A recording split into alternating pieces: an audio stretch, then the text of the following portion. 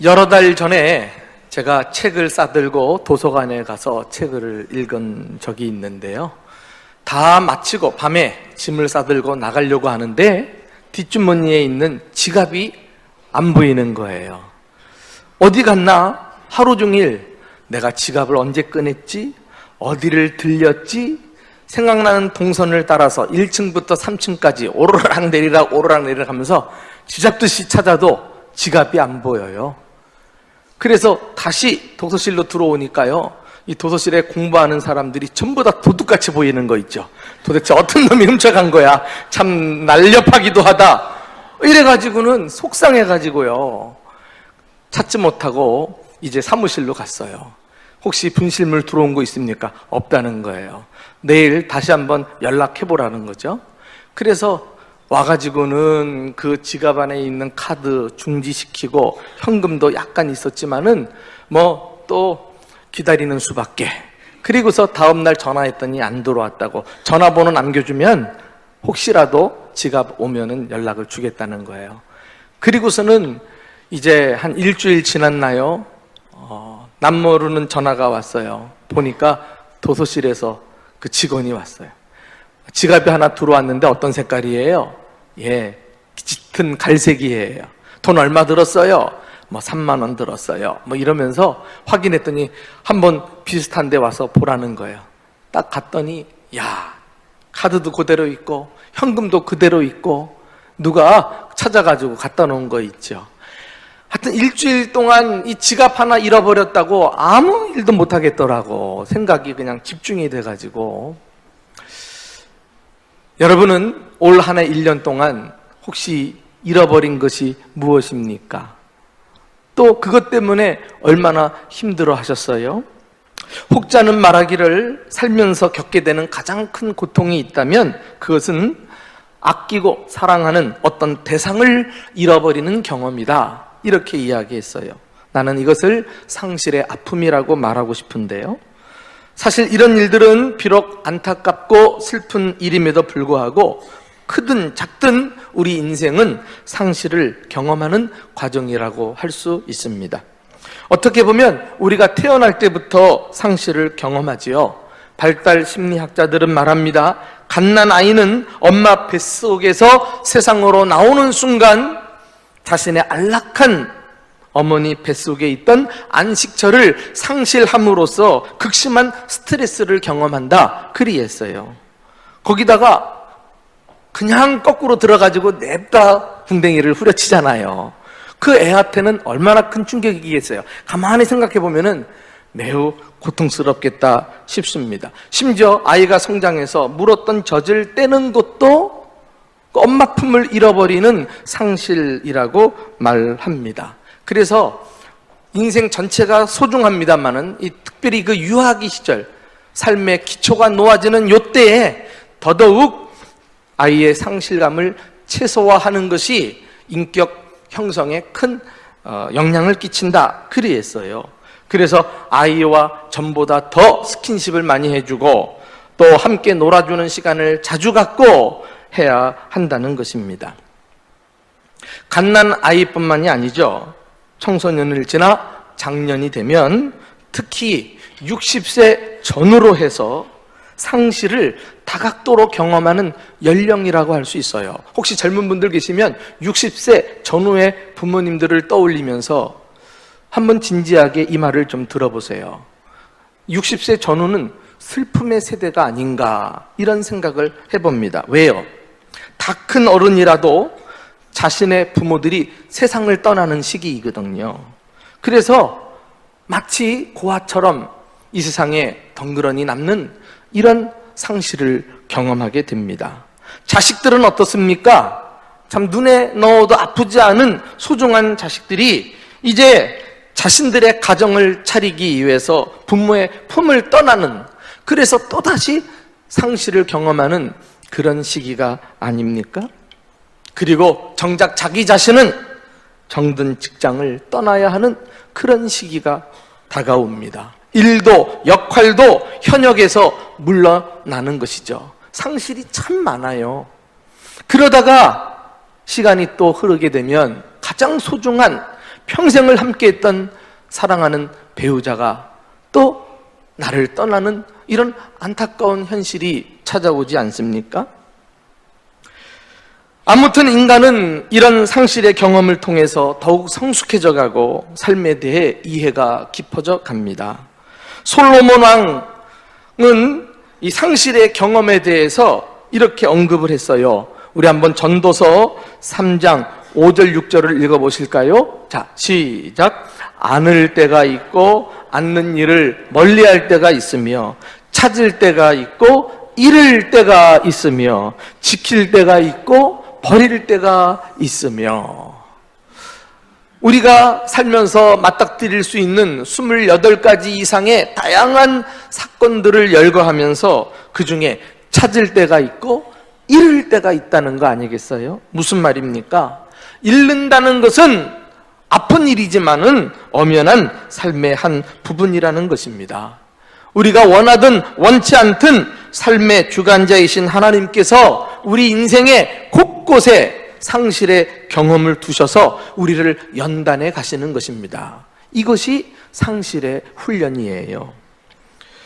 자, 이런 사실을 알게 되면 이제 우리는 상실을 단지 고통의 차원으로 끝내는 것이 아니라 훈련을 잘 통과해서 그것이 나에게 유익이 되도록, 그리고 축복으로 우리가 받아들이는 단계까지 올라가야 할 것입니다. 우리가 읽었던 이 시편 89편은 에단이라고 하는 한 경건한 유대인이 자신이 인생의 상실을 경험하고 깨달았던 교훈을 적은 글인데요, 에단이라는 사람이 지은 마스길이라 그랬어요. 이 마스길은 교훈시라고 하는데 오늘 우리가 이렇게 교훈을 받고 있지 않습니까? 전체 다 읽진 않았습니다만은 이 시편의 전반부에서는 하나님의 성실하심과 인자하심에 대해서 언급을 해요. 한마디로 말해서 그는 하나님에 대한 아주 좋은 신앙을 가지고 있었던 사람입니다. 그리고 중반으로 넘어오면 하나님께서 다윗과 맺으신 언약을 상기합니다. 그래서 하나님은 다윗과 언약을 맺으사 그의 왕위를 영구하게 하시고 그의 후손들을 번성케 하신다, 그것을 자꾸 되뇌이고 있지요. 그러나 후반부에 와서 그는 하나님의 성품과 언약과는 판이한 자신의 현실을 보고 놀라게 됩니다. 우리가 읽었던 구절이 38절부터 52절까지인데 바로 이 후반부에 해당되는 말씀이라고 할 수 있어요. 하나님은 사랑이 많으시고 또 다윗과 언약을 맺으셨다면 그의 백성들은 일이 잘 풀려야 하지 않을까요? 그러나 현실은 얻는 것보다 잃는 것이 더 많다는 것입니다. 그래서 시인은 당황해하면서 하나님께 따지듯 인생의 허물을 노래하고 있어요. 도대체 시인이 잃은 게 무엇일까요? 여기 39절 말씀 보면 그의 관을 땅에 던져 욕되게 하셨으며, 다윗의 관을 땅에 던졌다. 그러니까 왕위를 잃어버린 거죠. 지위를 상실한 거예요. 또 40절에 보면은 그의 모든 울타리를 파괴하시고 그 요새를 무너뜨리셨다. 나라를 빼앗겼어요. 국토를 상실했습니다. 또 31절 보면 길로 지나가는 자들에게 다 탈취를 당하며 라고 해서 적들이 쳐들어와서 재산까지 다 가져가 버려요. 예, 물질을 상실당한 것입니다. 또 44절에 보면은 그의 영광을 그치게 하시고 명예를 땅바닥에 내 떨어뜨려서 여지없이 짓밟는 일들이 일어나고 있다는 것입니다. 이렇게 왕권도 상실하고 국토도 잃고 재산도 잃고 명예도 잃고 하다가 시인은 어떤 경지까지 도달하게 되었을까요? 우리 47절 말씀을 다 같이 한 목소리로 읽어보실까요? 자, 시작. 나의 때가 얼마나 짧은지 기억하소서. 주께서 모든 사람을 어찌 그리 허무하게 창조하셨는지요. 여러분, 여러분의 심정이 바로 이 시인과 같다면 여러분은 상실의 훈련을 지금 통과하고 있는 것입니다. 사람은 극심한 상실을 경험하면 인생을 관조한다고 할까요? 삶의 덧없음과 인생의 허무함을 깨닫게 됩니다. 야, 인생이 살아보니 아무것도 아니구나. 그냥 목숨이 붙어 있으니 사는 것이구나. 뭐 이런 식이잖아요. 오늘 본문에는 이 시인이 인생의 허물을 깨닫게 된 몇 가지 경우를 언급하고 있는데 우리 모두가 이 땅에서 살면서 경험하는 것들일 거예요. 그것들을 정리해 놓았어요. 보니까 첫째는 주의 진노를 당할 때 우리는 뼈저린 허물을 느끼죠. 자, 우리 한번 46절을 다 같이 읽어보실까요? 46절입니다. 시작. 여호와여 언제까지니까? 스스로 영원히 숨기시리이까? 주의 노가 언제까지 불붙듯 하시겠나이까? 이 주의 노라는 것은 주님의 사랑과 반대되는 개념이 아니겠어요? 마치 하나님께서 자신에게 노하는 것처럼, 징계를 내리는 것처럼 지금 당하는 일이 너무 힘들고 고통스러우니까 이런 표현을 하는 거예요. 어떤 경우에 우리는 마치 하나님의 심판처럼, 징계처럼 느껴질까요? 멀쩡하던 사람이 갑자기 몸이 고장나가지고 건강을 잃고 병원에 누워 있어요. 그러면 사람이요 깔아앉아요. 또 잘 사는 부자가 염려 없이 살았는데 돈이 그냥 구멍이 나가지고 다 빠져나가고 순식간에 가족들이 그냥 단칸방에 살면서 고생해요. 그 처지에 이르면 사람이 정말 상실감에 고통을 당합니다. 존귀했던 사람이 반듯하게 살았는데 하루아침에 밑바닥으로 떨어져가지고 비천한 신세가 되어요? 이것도 감당하기 어려운, 하나님이 언제까지입니까? 이렇게 나한테 노를 바라시깁니까? 라고 말하는 자리까지 나아갈 수 있다는 거예요. 또 우리는 언제 허물을 느끼냐면은 지인의 죽음을 경험할 때. 그래서 48절 보면은 누가 살아서 죽음을 보지 아니하고 자기의 영혼을 지옥의 권세, 스올의 권세에서 건지리이까? 가까이 지내던 사람이 죽었다는 소식을 들으면 우리가 깜짝 놀라잖아요. 그래서 직접 확인해 보니까 정말 세상을 떠났네. 그 친구를 잃어버린 상실감이 얼마나 우리를 힘들게 합니까?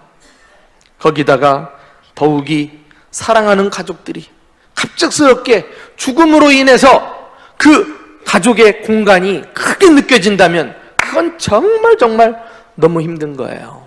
아까도 말했지만 특별히 사랑하는 배우자가 내 곁을 떠나고 지금 이 자리에 없다. 참 항상 나타날 것만 같은 내 사랑하는 배우자가 지금 내 곁에 없는 거예요. 이럴 때 우리는 인생의 허물을 깨닫게 되지요. 또 억울하게 비난을 당하면은 사람이 이제 자존감을 상실해서 힘들어집니다. 우리 한번 직접 50절, 51절을 다 같이 읽어볼까요? 자, 시작.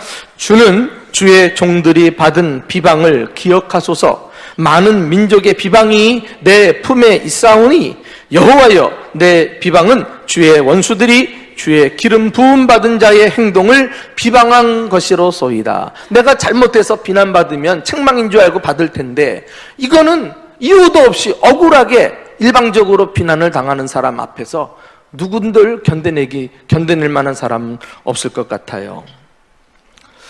부산에서 목회하시는 한 목사님을 아는데 의기소침하고 기가 꺾여 있고 표정도 안 좋고, 그래서 만나가지고 이야기를 하는데 뜻밖의 말을 전해주는 거예요.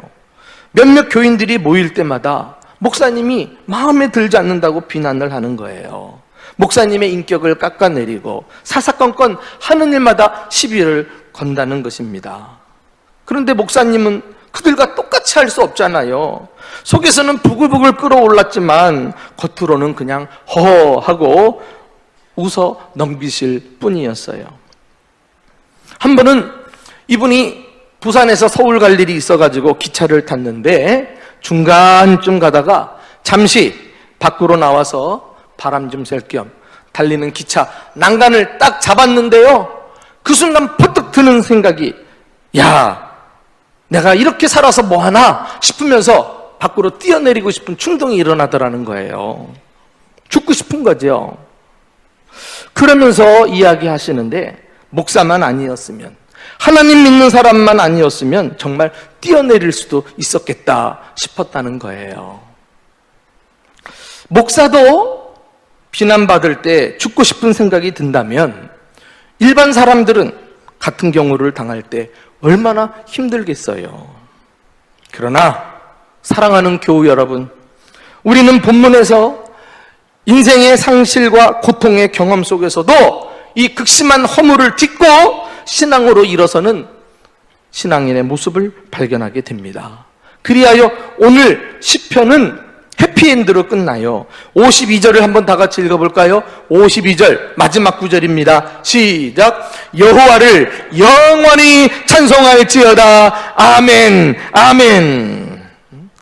이미 말씀드린 대로 시편 89편 전반부는 하나님에 대한 신앙 고백으로 시작한다 그랬잖아요.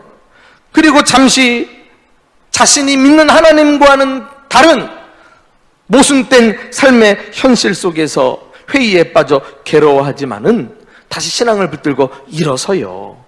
이것이 상실의 훈련을 통해서 우리가 얻게 되는 유익인 것입니다. 과연 상실의 훈련을 통해 어떤 유익을 얻는지 몇 가지로 제가 말씀을 드리고 싶어요. 첫째는 상실은 우리에게 영원하신 하나님을 바라보게 해줍니다. 상실을 통해서 이 세상이 얼마나 허무한지, 참 덧없은지 우리가 깨달으면서 영원하신 하나님을 바라보게 하지요. 본문에 여호와를 영원히 찬송할지어다. 아멘, 아멘. 이렇게 두 번이나 아멘하고 마치는 것은 이 시인이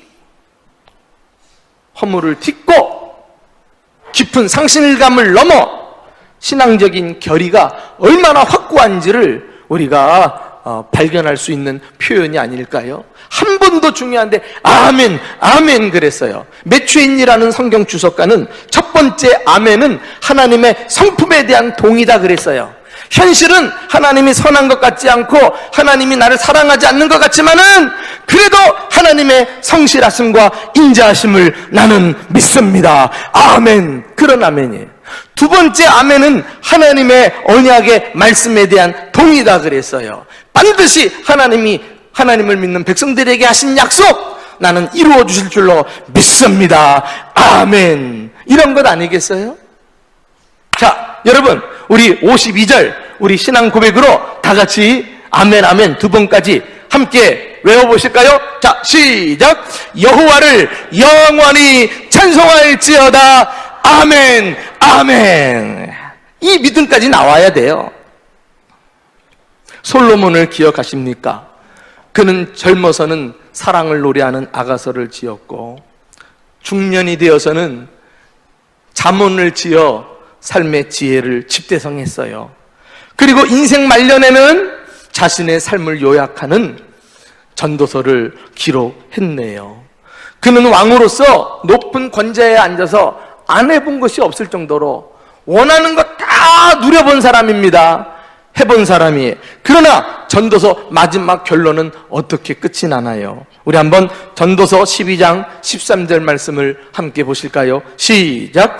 일의 결국을 다 들었으니 하나님을 경외하고 그의 명령들을 지킬지어다. 이것이 모든 사람의 본분이니라. 일에는 결국이 있다는 거예요. 찾을 때가 있으면 버릴 때가 있고 잃어버릴 때가 있고 아는 것이 있으면은 아는 것을 내어놓을 때가 있고 그래서 전도서는요 12장으로 되어 있는데 중간 자주 나오는 표현이 헛되고 헛되며 헛되고 헛되니 헛되고 헛되도다. 마치 후렴구처럼 반복해서 나오고 있어요. 그만큼 모든 인생들에게 무엇인가 의욕을 가지고 일할지라도 내가 하는 이 땅에서 모든 일은 헛되다는 사실을 일깨워주는 그런 형식이 아닐까요? 그런데 허무주의만 노래하고 끝나지 않았어요. 그는 결국 결론에서 일의 결국을 다 들었으니 하나님을 경외하고 그 명령을 지키라. 이것이 사람의 본분이다. 마땅한 의무다. 이렇게 말하고 있어요. 그래요. 인생의 허무주의를 극복하는 유일한 비결은 영원하신 하나님을 경외하는 것임을 믿으시기를 축원합니다. 이 땅의 덧없음과 그리고 영원하지 못한 현실 속에서 우리가 세상에 소망을 두면 우리 또한 자주자주 실망과 그리고 좌절에 빠질 것 아니겠어요? 그러나 자꾸 상실의 훈련을 통해서 세상 미련 끊고 하나님만이 나의 영원한 소망이 되시는구나. 하나님이 영원히 나를 다스리시고 내 삶의 주인이 되시는구나. 이걸 깨닫는 순간에요, 우리 삶에 놀라운 변화가 일어나요. 어떤 변화입니까? 지금까지 당연하게 여겨온 거, 별로 감사하지 않은 것들에 대해서 이제 하나님 앞에 비로소 감사하게 되지요. 들이쉬는 공기, 마시는 물 한 모금, 그리고 늘 집에만 가면 쉽게 만나는 이 가족들조차도 알고 보면 당연한 게 아니었더라고요. 지금도 병원 중환자실에서는 이 공기 하나, 한숨, 이거 호흡도 못 해가지고 산소호흡기에 연명하면서 겨우겨우 살아가는 사람 있잖아요. 어떤 사람은 식도가 고장이 나가지고 밥을 못 삼키더라고. 그 사람에게는 물 한 모금 먹는 것이 소원이에요.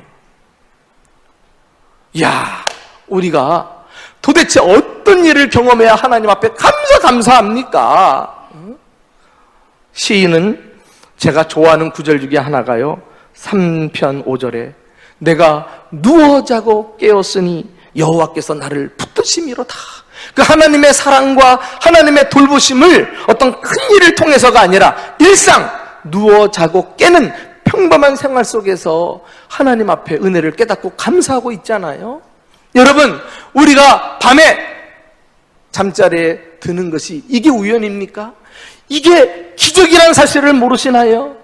우리가 시간이 흘러 아침에 의식이 돌아와서 깨어나는 거, 이게 그냥 되는 일입니까? 내 손가락 5개, 10개, 발가락이 꼼지락꼼지락 제대로 움직이는 거, 이거 얼마나 감격스러운 은혜입니까? 그러니 모든 것이 의미가 새롭게 다가오는 것이에요. 야, 정말 이렇게 소중한 것들이 하나님이 나를 위해서 예비해 놓으신 것들이구나 깨달을 때 우리는 범사 감사하며 살게 되는 것입니다. 사랑하는 교우 여러분, 영원하신 하나님께 소망을 두고 작은 것부터 일상적인 것에서 늘 감사하고 은혜를 깨달아 살아가는 저와 여러분 되시기를 주님의 이름으로 축원합니다. 두 번째 상실은요, 우리가 청지기임을 깨닫게 해줍니다.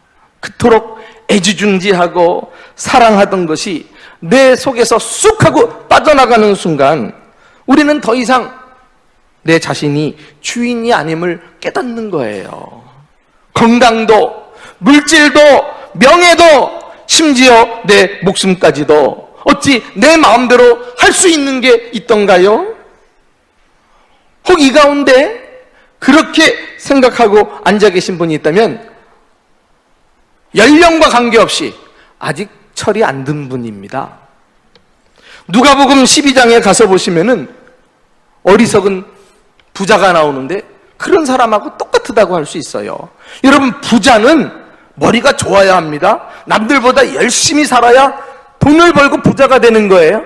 그런데 별명이 어리석은 부자라는 거예요. 이거 하나님이 붙여주셨어요. 도대체 뭐 때문에 그래요?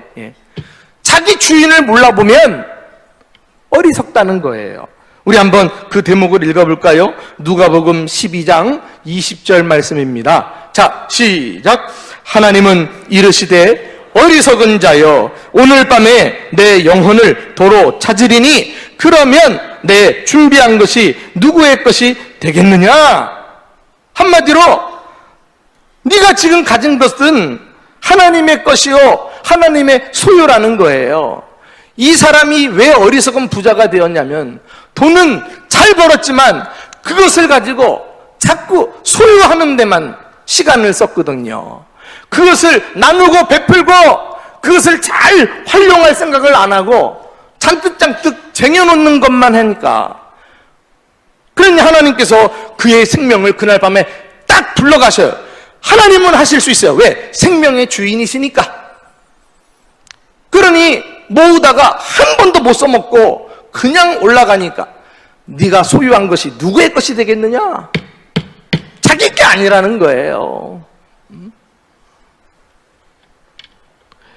상실을 통해 비로소 우리는 소유에 대한 집착을 버리고 하나님의 것을 하나님의 뜻대로 관리할 줄 아는 이런 청지기로 살아가야 할 것입니다. 욥을 기억하시죠? 그는 당대의 부자였습니다. 믿음도 좋았고요. 그런 욥에게조차도 상실의 훈련을 하나님이 주신 거 아세요?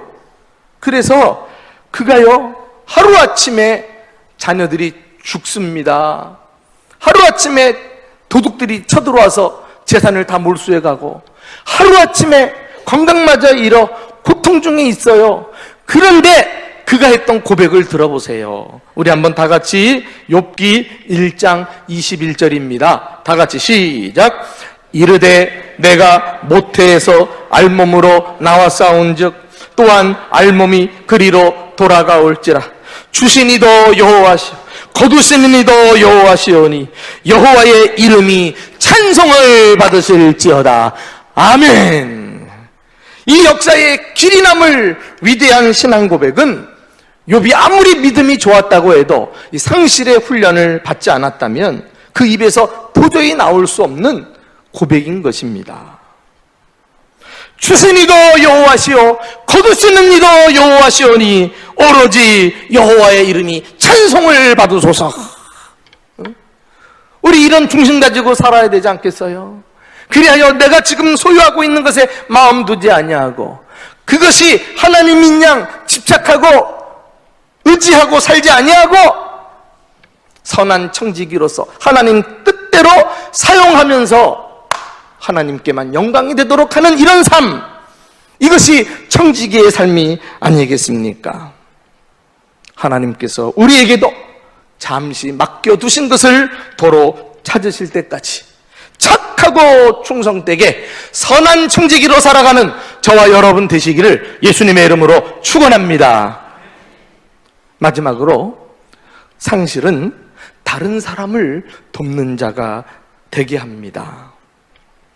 아마도 상실의 가장 큰 유익이 이것이 아닐까요?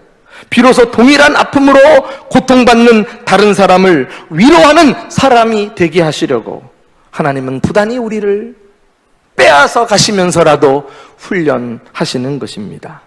이렇게 상실의 훈련을 받으면 사람이 변화를 경험하는데 몇 가지 단계를 겪게 되어요. 먼저는 사람들을 훨씬 더 잘 이해하게 됩니다. 사고의 폭이 너무 넓어진다 그럴까요? 사고가 유연해져요. 이 사람 저 사람 이야기도 잘 받아들일 줄 알게 됩니다.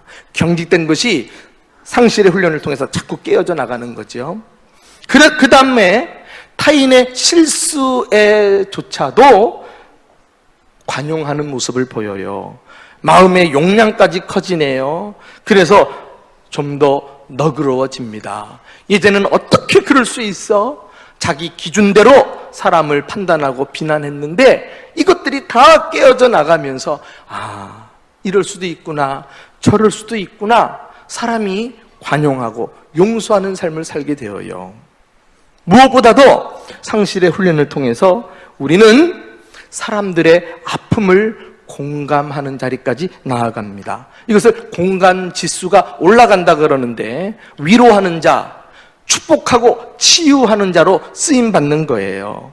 여러분, 인간관계에 있어서 가장 소통이 안 되는 사람은 공감 능력이 현저히 떨어지는 사람이에요. 이런 사람들은 사람들이 다 자기 때문에 힘들다고 하는데 끔찍 않고 그냥 자기 길 가는 사람이에요. 절대로 이런 사람은 사랑받을 수도 없고 존경받을 수도 없어요. 남들이 어떻게 아파하는지, 무엇 때문에 힘들어하는지 그걸 마음으로 느끼고 같이 공감해 줄 줄 알아야 되지 않겠어요?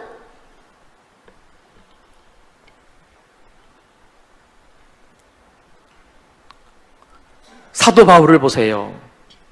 그는 예수님 만나기 전에는 공감 능력이 현저히 떨어지며 살았던 사람입니다. 자기 혼자 잘났고 의롭고 옳고 다른 사람들은 다 틀렸다고 생각했으니까, 아니 어쩌면 자기처럼 안 하는 사람들을 바보라고 여겼을지도 몰라요.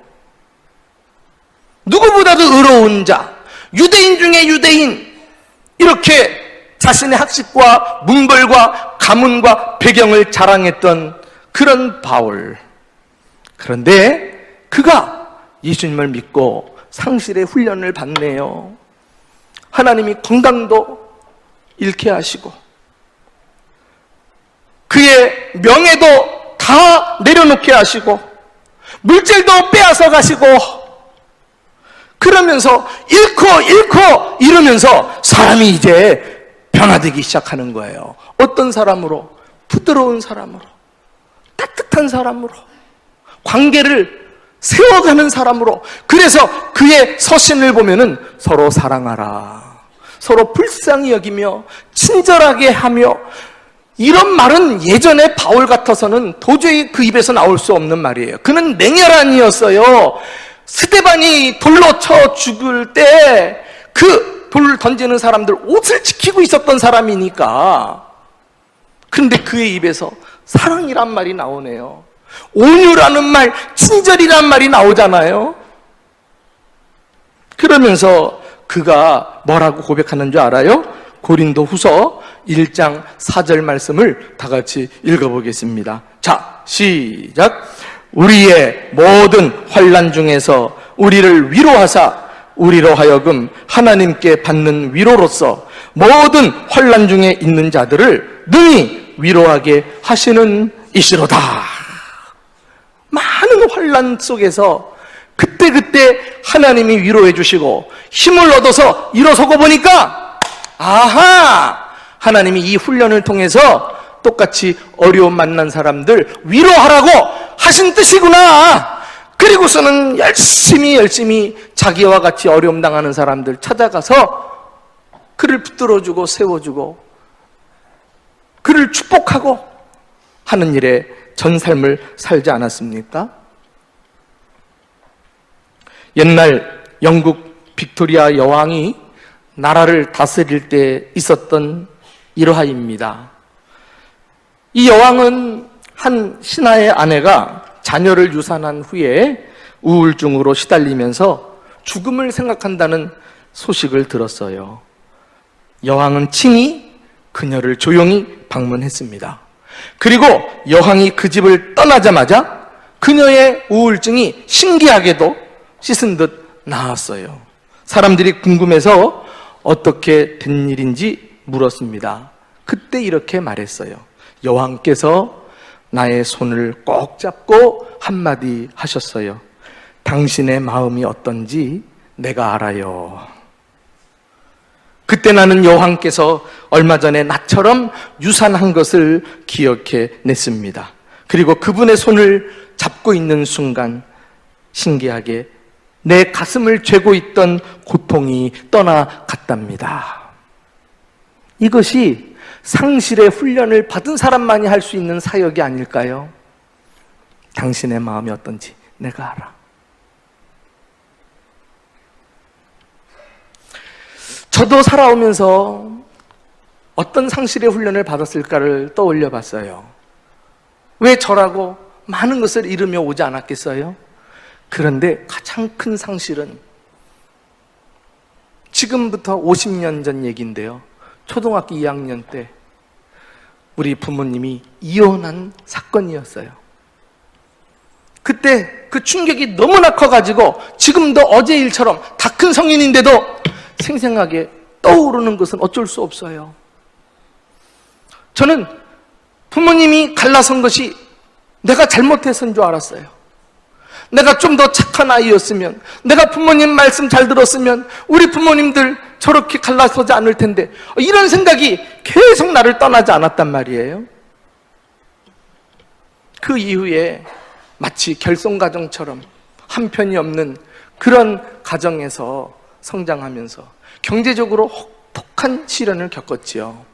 그런데 목회자가 되고 보니까 이것이 목회할 때 얼마나 소중하게 나한테 좋은 경험이 되었는지 몰라요. 저는 성도들 신방하면서요, 이 방문을 열어도 그 가정의 부부의 관계가 어떤지 막 감이 와요. 느낌이 와요. 그리고 막 사이가 안 좋으면 내가 어린 시절 그 고통이 밀려오면서 이 부부를 어떻게든지 살려내야 되겠다는 이런 마음이 막 내 안에서 솟구쳐 올라오는 거 있죠. 그래서 신방을 하고 목회를 하고 여기까지 오지 않았는가, 이런 생각을 해봐요. 여러분, 생각해 보니까 누구보다도 상시를 통해서 다른 사람을 축복하신 분이 계시네요. 그분은 우리 구주 예수님이셨어요. 예수님은 하늘 보좌를 버리시고 이 땅에 오셨어요. 그리고 사람들과 똑같이 되셔가지고 우리가 당하는 모든 고통을 다 겪으셨지요. 배고픔도, 비난도, 그리고 죽음까지도 그 하나님께서 몸소 겪어내시면서 우리의 아픔을 아셔요. 우리의 어려움을 아셔요. 무엇 때문에 고통당하는지 주님은 아시기에 우리의 영원한 위로자요 치유자가 되고 계심을 믿습니다. 이제 그 예수님처럼 우리도 작은 예수가 되어 상실의 경험을 통해 많은 사람들을 축복하며 살아야 하지 않을까요? 무엇을 잃고 고통 중에 계십니까? 이것이 하나님의 훈련이란 사실을 아십니까? 그 자리에서 영원하신 하나님을 바라보시기 바랍니다. 우리가 청지기라는 사실을 비로소 깨달아 선한 청지기로 살아가세요. 그리고 상실의 경험을 통해서 다른 어려움 만난 사람들을 위로하고 그들을 마음껏 격려하며 살려내는 위대한 그리스도인으로 쓰임받는 저와 여러분 되시기를 예수님의 이름으로 축원합니다.